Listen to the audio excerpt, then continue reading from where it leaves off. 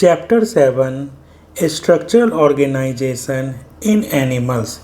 इस चैप्टर में हम लोग क्या पढ़ेंगे? स्ट्रक्चरल ऑर्गेनाइजेशन के बारे में पढ़ेंगे। एनिमल्स के अंदर स्ट्रक्चरल ऑर्गेनाइजेशन किस तरह का होता है उसके बारे में पढ़ेंगे। इसमें दो टॉपिक है, एक है ऑर्गन एंड ऑर्गन सिस्टम और दूसरा है फ्रॉग्स। ठीक है, तो चैप्टर हम लोग शुरू करते हैं। In the preceding chapter, you came across a large variety of organisms, both unicellular and multicellular, of the animal kingdom. Preceding chapter, इसके पहले वाले चैप्टर में हम लोग एक लार्ज वैरायटी ऑफ ऑर्गेनिजम्स के बारे में पढ़ चुके हैं, जो कि दोनों था, यूनिसेलुलर भी था, मल्टीसेलुलर, दोनों के बारे में पढ़ चुके हैं। Of the animal kingdom, animal kingdom के एक लार्ज वैरायटी ऑफ ऑर्गेनिजम्स, जिसमें कि यूनिसेलुलर भी था, मल्टीसेलुलर भी था, इसके बारे में हम लोग डिटेल पिछले वाले चैप्टर में पढ़ चुके हैं। In unicellular organisms all functions like digestions, respirations and reproductions are perform by a single cell. अब आता है unicellular organisms.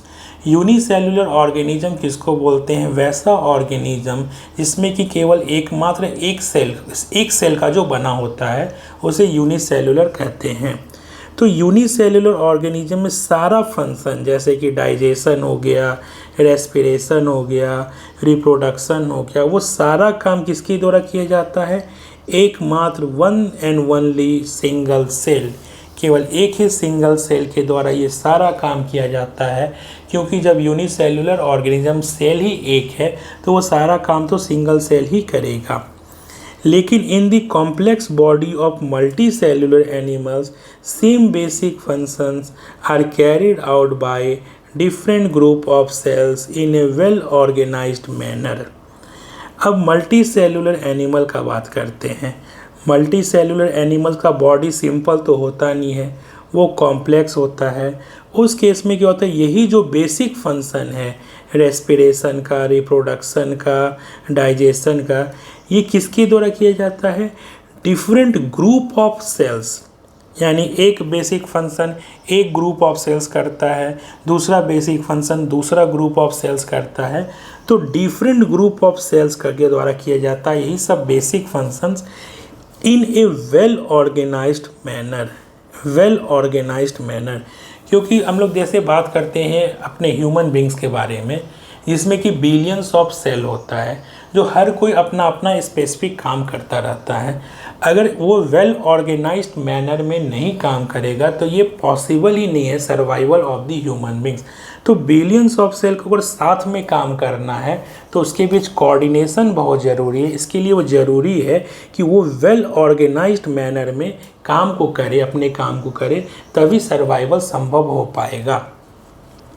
The body of a simple organisms like Hydra is made of different types of cells and the number of cells in each type can be thousands.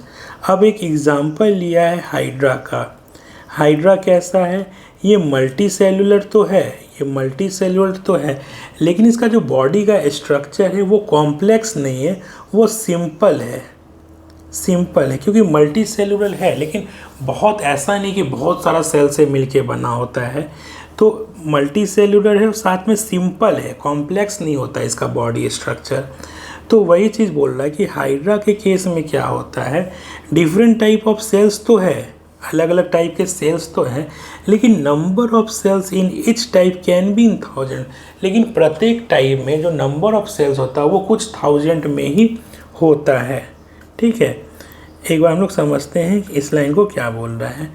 कि एक hydra का example लिया है। Hydra क्या है? Multi cellular है, तो एक से ज़्यादा सेल का बना होगा। ठीक है, तो इसमें क्या होता है, इसमें भी डिफरेंट टाइप ऑफ सेल्स तो पाया जाता है, लेकिन हर टाइप में जो है नंबर ऑफ सेल्स जो है वो कुछ 1000 में ही होते हैं। इसलिए इसको हम लोगों ने कहा कि मल्टी सेलुलर तो होता है, लेकिन इसका कॉम्प्लेक्सिटी जो है वो सिंपल होता है, बॉडी स्ट्रक्चर जो है सिंपल होता है। अब आगे हम लोग क्या देखते हैं। The human body is composed of billions of cells to perform various functions. अब आता है ह्यूमन बींग्स। ह्यूमन बींग्स में लोग जानते हैं कि बिलियंस ऑफ सेल्स होता है, बिलियंस ऑफ सेल्स होता है, और हर सेल कुछ ना कुछ फंक्शन कर रहा, हर सेल जो है वो कुछ ना कुछ फंक्शंस कर रहा। तो यही बोला कि human body is composed of billions of cells to perform various function, सब अपना काम कर रहा। How do these cells in the body work together. अब ये बिलियंस ऑफ सेल्स बॉडी में किस तरह काम करता है, ये जानना बहुत इंटरेस्टिंग है कि कैसे बिलियंस ऑफ सेल जो है एक वेल ऑर्गेनाइज्ड, एक कोऑर्डिनेटेड मैनर में कैसे अपना स्पेसिफिक काम, अलग अलग काम करता रहता है, यह जानना बहुत ज़रूरी है। As you have already learned in your earlier classes, in multicellular animals, a group of similar cells along with intercellular substance perform a specific function. Such an organization is called tissue. बोलता है कि हम अपने पिछले class में ये चीज़ पढ़ चुके हैं कि मल्टी सेलुलर एनिमल में क्या होता है, एक ग्रुप ऑफ सिमिलर सेल्स, एक ग्रुप ऑफ सिमिलर सेल्स है पर जो कि परफॉर्म करता है एक स्पेसिफिक फंक्शन। एक group of similar cell including intercellular substance, intercellular substance भी यहाँ पे इम्पॉर्टेंट है। Group of cells along with intercellular substance perform a specific function, जो स्पेसिफिक फंक्शन करता है। इस ऑर्गेनाइजेशन ऑफ सेल को हम लोग क्या बोलते हैं, टिश्यू बोलते हैं।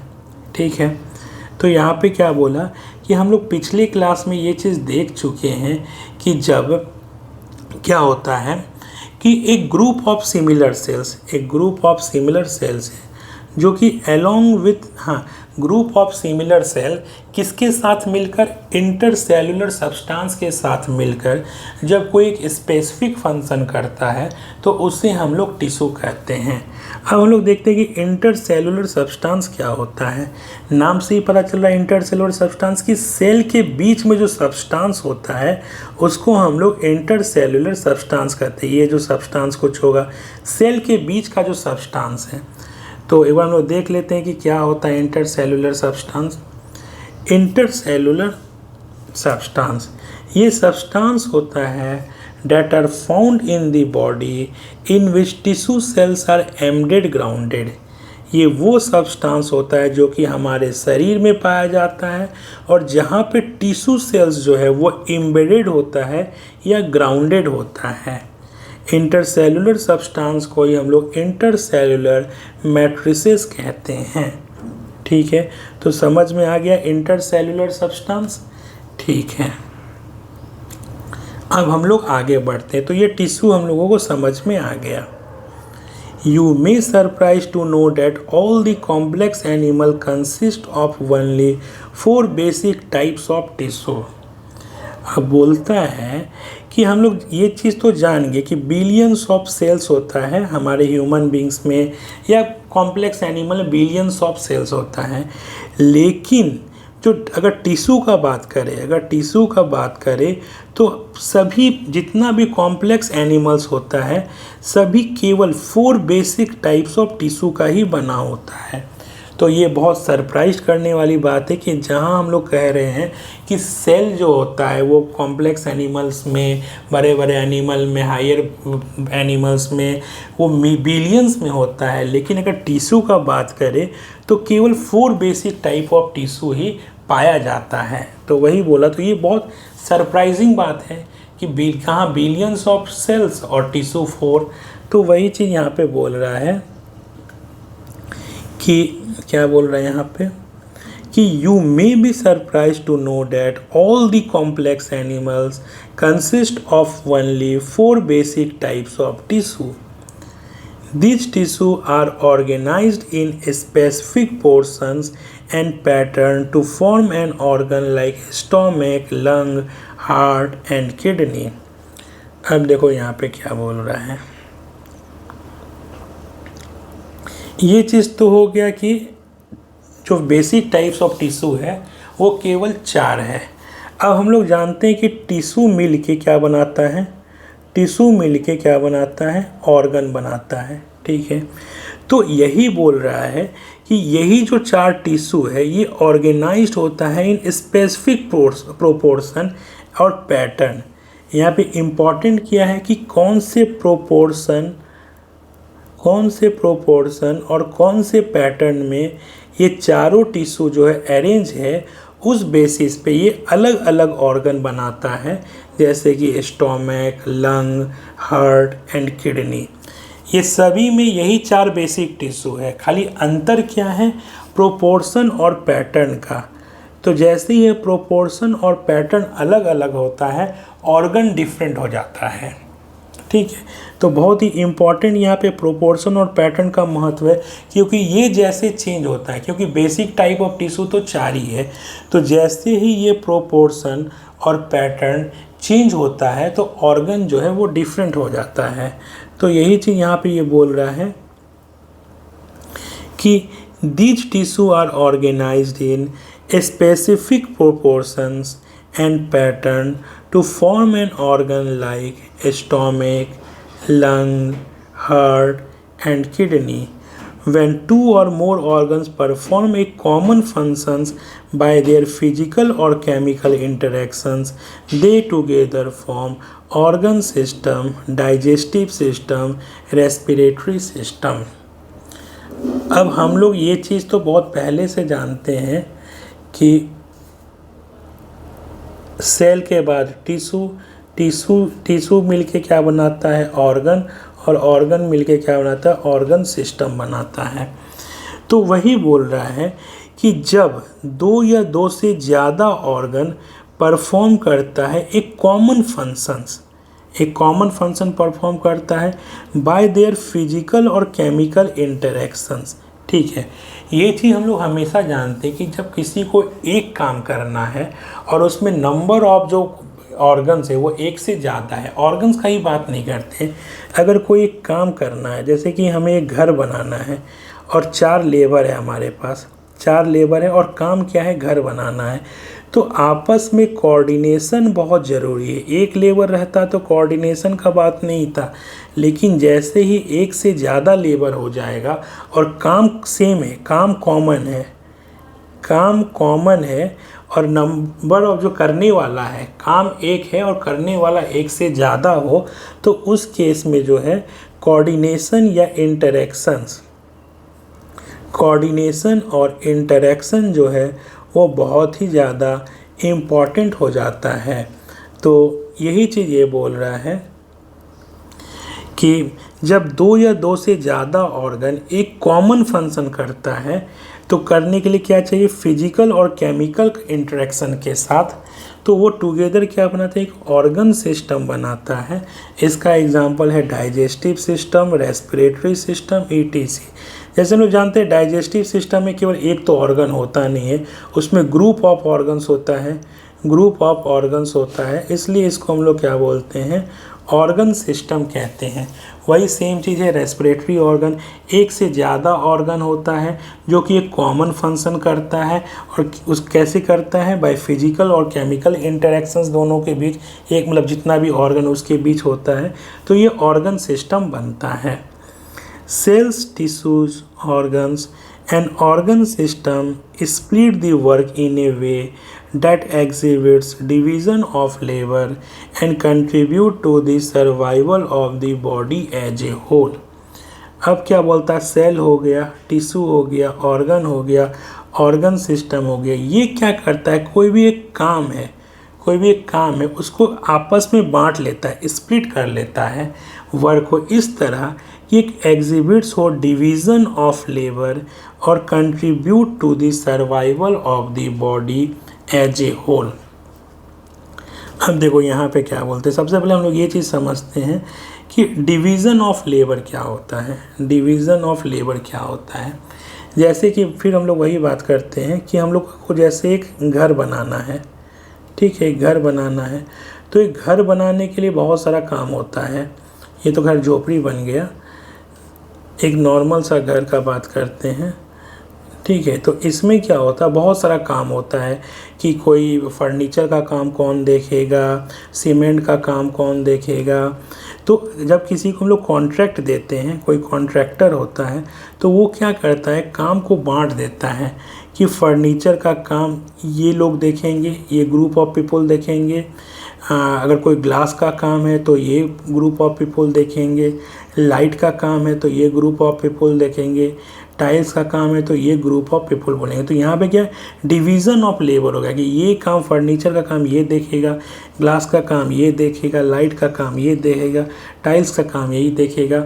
तो यही चीज़ हमारे बॉडी में भी इसी तरह का होता है कि एक बॉडी के सर्वाइवल के लिए, बॉडी को सर्वाइव करना है, ठीक है, बॉडी को क्या करना है, सबसे मेन यहाँ पे सबका मकसद क्या है, survival of the body, survival of the body, body को सर्वाइव करना है। तो बॉडी को सर्वाइव करने के लिए जो बेसिक फंक्शंस है वो ज़रूरी है, उसके बिना हमारा बॉडी सर्वाइव नहीं कर पाएगा, बेसिक फंक्शन होना ज़रूरी है। तो यही बेसिक फंक्शन को क्या करता है, ये cells, tissue, organ and organ system जो है आपस में बांट लेता है, आपस में बांट लेता है कि चलो ये काम हम लोग देख लेते हैं, ये काम तुम लोग देख लो, ये काम तुम देख लो, ये काम तुम देख लो। तो इसी को हम लोग बोलते हैं। तो ये सेल्स, टिश्यू, ऑर्गन और ऑर्गन सिस्टम क्या है, काम को आपस में बांट लेता है। और वो काम क्या होता है, जो बेसिक फंक्शन होता है जिसके कारण सर्वाइवल ऑफ द बॉडी संभव हो पाता है, इस काम को आपस में बांट लेता है। इस तरह जो कि एग्जिबिट होता है division of labour, division of labour, ये काम तुम करोगे, वो काम ये करेगा, ये काम वो करेगा। और ये सारा चीज़ क्यों हो रहा है, सर्वाइवल ऑफ द बॉडी के लिए, सर्वाइवल ऑफ द बॉडी के लिए सारा काम हो रहा है। तो यहाँ पे हम लोग एक फिगर से समझ लेते हैं, ठीक है, एक फिगर से हम लोग यहाँ पे समझ लेते हैं कि ये है tissue, organ and organ system, ठीक है। तो सबसे जो बेसिक यूनिट होता है, सबसे बेसिक यूनिट होता है सेल। ये एक सेल को लिया गया इंटेस्टाइन से। Group of cell, group of cell जो है जब सिमिलर फंक्शन करता है, सिमिलर फंक्शन करता है तो वो क्या बनाता है, टिश्यू बनाता है। तो यही सेल फ्रॉम द इंटेस्टाइन जब इसका ग्रुप हो जाता है तो ग्रुप ऑफ लाइनिंग सेल बनाता है, जिसको कि लोग टिश्यू कहते हैं। ये टिश्यू बन गया। यही टिश्यू सब मिलके क्या बनाता है, हम लोग जानते हैं 4 बेसिक टाइप्स ऑफ टिश्यू होता है, 4 बेसिक टाइप ऑफ टिश्यू होता है। इसी का प्रोपोर्शन और pattern of arrangement, proportion plus pattern, ये डिसाइड करता है कि ये कौन सा ऑर्गन बनाएगा। तो टिश्यू मिलके क्या बनाता है, यहाँ पे ऑर्गन बनाता है। अब हम लोग देख रहे हैं कि ये डाइजेस्टिव सिस्टम का एक ऑर्गन है, स्मॉल इंटेस्टाइन, यह एक ऑर्गन है। और बहुत सारा ऑर्गन जो सिमिलर फंक्शन करना है, जिसको कि एक सिमिलर फंक्शन करना है, तो वो क्या बनाता है, वो बनाता है ऑर्गन सिस्टम। तो यहाँ पे क्या हुआ, ये स्मॉल इंटेस्टाइन है, ये एक ऑर्गन है, बाकी भी अदर ऑर्गन मिलके क्या बना रहा है, एक डाइजेस्टिव सिस्टम बना रहा है। ये एक ऑर्गन सिस्टम है, ये डाइजेस्टिव सिस्टम बनाया।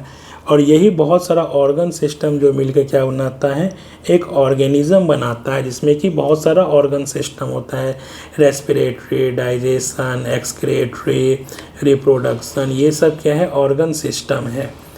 तो इस यही हम लोग को यही जो क्या है, ये ऑर्गेनाइजेशन है, लेवल्स ऑफ ऑर्गेनाइजेशन है। इसको हम लोग क्या कहते हैं, लेवल्स ऑफ ऑर्गेनाइजेशन भी कह सकते हैं। कि जो सबसे छोटा लेवल ऑफ ऑर्गेनाइजेशन है वो क्या है, सेल है। बहुत सारा सेल मिलके टिश्यू बनाता है, बहुत सारा टिश्यू मिलके ऑर्गन बनाता है, बहुत सारा ऑर्गन मिलके ऑर्गन सिस्टम बनाता है, और बहुत सारा ऑर्गन सिस्टम मिलके ऑर्गेनिज्म बनाता है। तो यही हमारा क्या है, लेवल ऑफ ऑर्गेनाइजेशन है।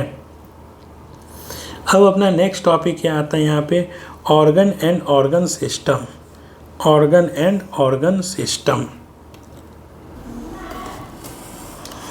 Organ and organ system. अब इसमें क्या पढ़ते हैं, the basic tissue as you have learned in earlier classes organise to form organs which in turn associate to form organ system in the multicellular organism. ठीक है, हम लोग अर्लियर क्लास में पहले ही देख चुके हैं कि जो बेसिक टिश्यू है, और यहाँ पे भी देख लिए हैं कि 4 बेसिक टाइप ऑफ टिश्यू होता है। जो कि ऑर्गेनाइज होकर क्या बनाता है, ऑर्गन बनाता है। फिर वो सब एक दूसरे से मिल के एसोसिएट होके ऑर्गन सिस्टम बनाता है मल्टी सेलुलर ऑर्गेनिज्म में। यही चीज़ हम लोग इस फिगर में भी देख चुके हैं, यहाँ भी वही चीज़ देख चुके हैं, tissue, organ, organ system, organism.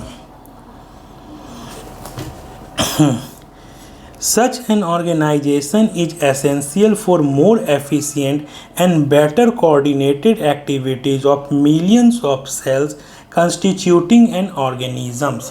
ठीक है, अब बोलता है कि ये जो ऑर्गेनाइजेशन है ये एसेंशियल है, यानी ये इसके बिना संभव ही नहीं है। ये एसेंशियल है कि ये सारा जो सेल है, बिलियंस ऑफ सेल, ये मोर एफिशिएंट और बेटर कोऑर्डिनेटेड एक्टिविटीज़ में काम कर सके, और तभी जाके ये ऑर्गेनिज्म बन पाएगा। कहने का मतलब है कि एक ऑर्गेनिज्म है, उसमें बिलियंस ऑफ सेल्स है, हम लोग पहले भी डिस्कस कर चुके हैं, बिलियंस ऑफ सेल्स है। जब तक कि वो वेल ऑर्गेनाइज्ड या कोऑर्डिनेटेड वे में काम नहीं करेगा, तब तक सर्वाइवल ऑफ एन ऑर्गेनिज्म संभव नहीं है। तो यही कि वो बेटर कोऑर्डिनेटेड और वेल ऑर्गेनाइज्ड मैनर में काम कर सके, इसीलिए ये सब अलग अलग लेवल्स ऑफ ऑर्गेनाइजेशन है, सेल्स है, टिश्यू है, ऑर्गन है, ऑर्गन सिस्टम है। क्योंकि बेसिक यूनिट ऑफ जो ये है, हमारा बेसिक यूनिट क्या है, सेल है। तो यही चीज़ बोल रहा है कि ये ऑर्गेनाइजेशन जो है, ऑर्गन हो गया, ऑर्गन सिस्टम, ये एसेंशियल है किसके लिए, कि अच्छे तरीके से एफिशिएंट और बेटर कोऑर्डिनेटेड एक्टिविटी जो मिलियन या बिलियंस ऑफ सेल वो काम कर सके, जो कि एक ऑर्गेनिजम्स को बनाता है। Each organ in our body is made up of one or more type of tissue.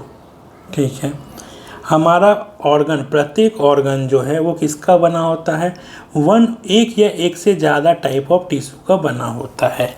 ठीक है, जाहिर सी बात है, लोग पहले ही पढ़ चुके 4 बेसिक टाइप ऑफ टिश्यू होता है, और किस पे डिपेंड करता है, पैटर्न पे डिपेंड करता है और प्रोपोर्शन पे डिपेंड करता है।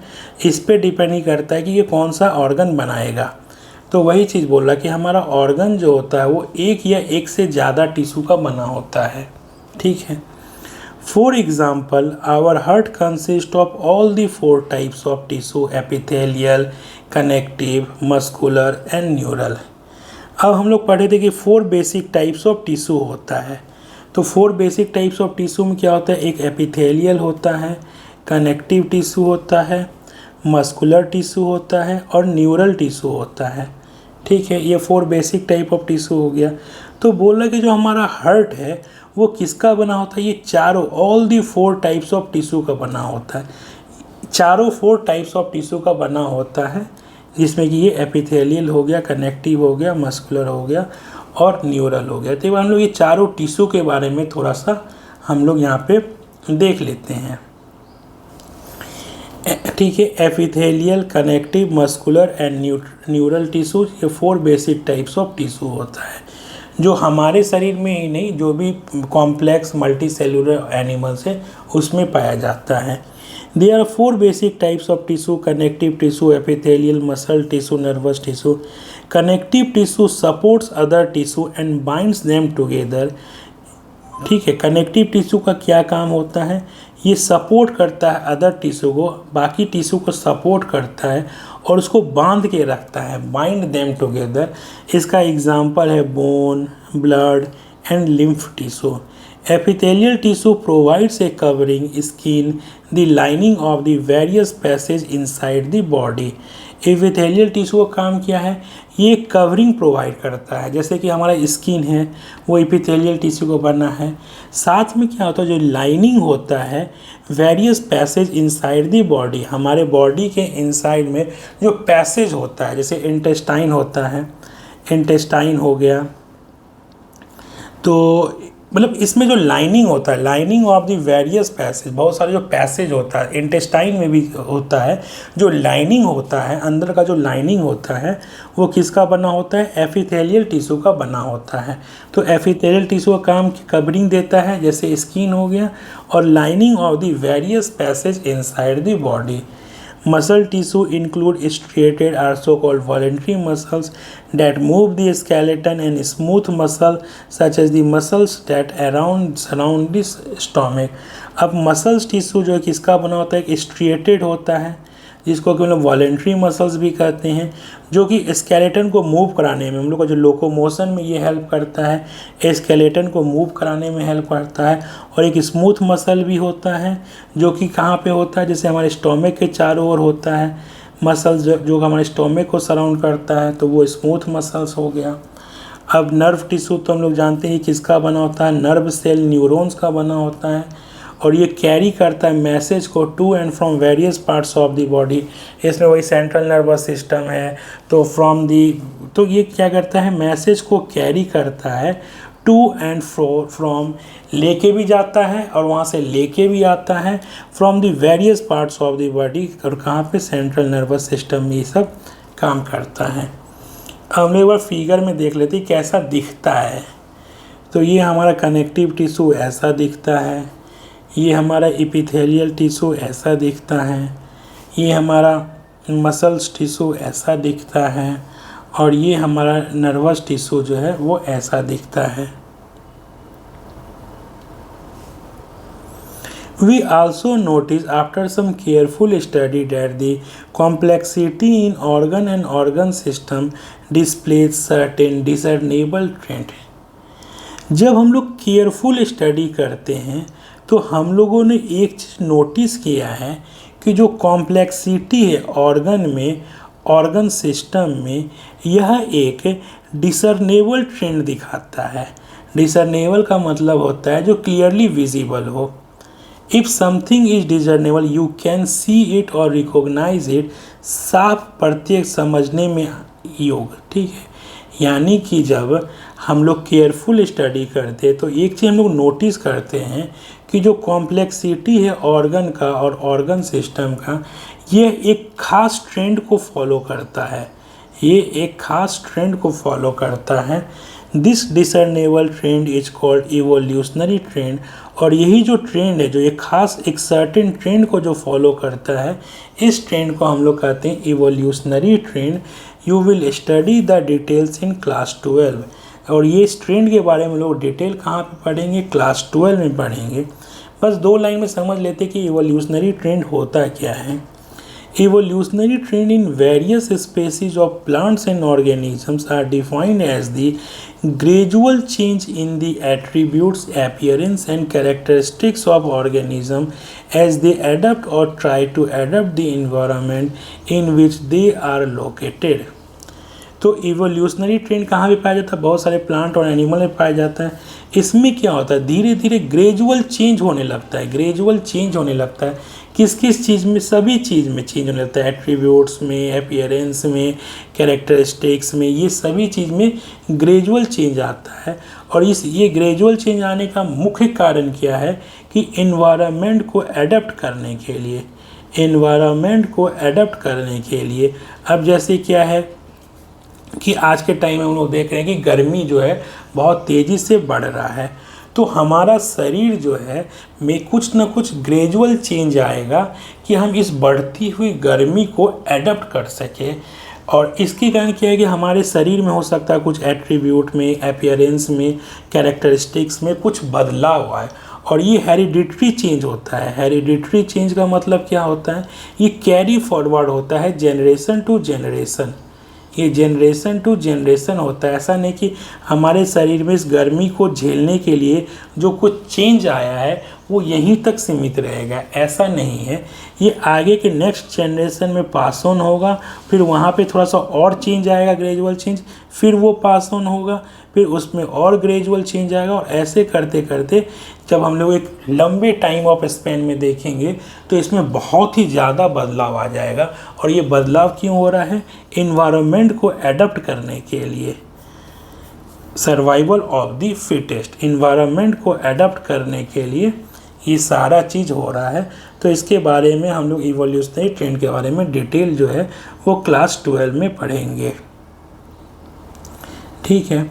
अब बोल रहा है कि in this chapter you are being introduced to morphology and anatomy of the frog. इस चैप्टर में हम लोग क्या पढ़ेंगे, मॉर्फोलॉजी पढ़ेंगे, एक्सटर्नल स्ट्रक्चर, एनाटॉमी पढ़ेंगे, इंटरनल स्ट्रक्चर किसका, फ्रॉग का।